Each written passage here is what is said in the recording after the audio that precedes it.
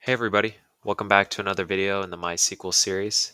In this video, we're going to go over the update statement in MySQL.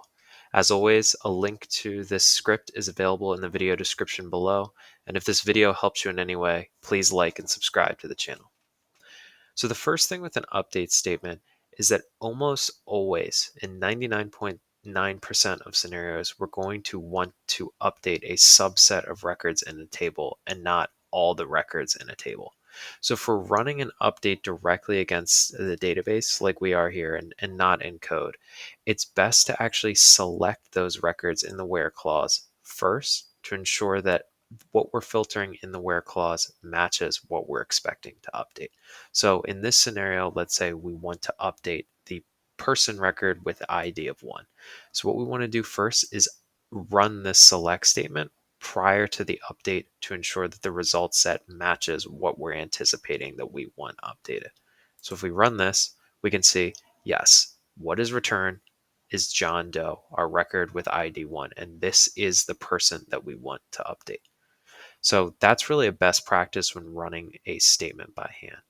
So once we verify that the where clause filter matches the records that we want to update, then we're good to just run the generic update. And the syntax is as follows. So it's 3 parts. Your update, which is your database name. If you don't have one selected, in our case we do, it will include the database name anyway. Dot table name. And then we're going to set the column that we want equal to the new value that we want. So in this example below, we want to change this record's first name to Tom instead of John. And then the last part, and this isn't technically necessary, you don't technically need a where clause, as I said before, but again, in 99.9% of cases, you're going to want one. If you don't include one, you might end up updating all the records in a table, which I've done before, and your table's pretty much shot, and you've basically destroyed the data integrity of a column. So we almost always want to include the where clause, which again matches what's up here, so we know that's the results that we want. So let's just go ahead and run this statement to see if that person updates. So let's run the update. Okay, our update is run successfully, and now let's select that same record. And as you can see now, that record went from first name of John to Tom, and we've updated the first name. So the second part is it's actually possible to update multiple columns at once as well. So if we wanted to update both the first and last name of the user, we can do that with the same syntax and just put a comma in between the columns we want to update it.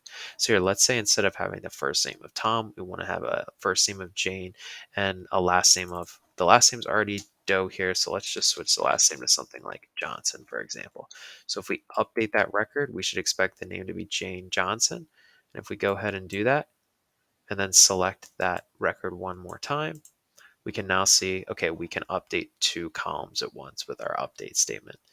Okay, and the last thing, it is possible to update multiple rows at once, right? What if your where clause could return multiple records at once?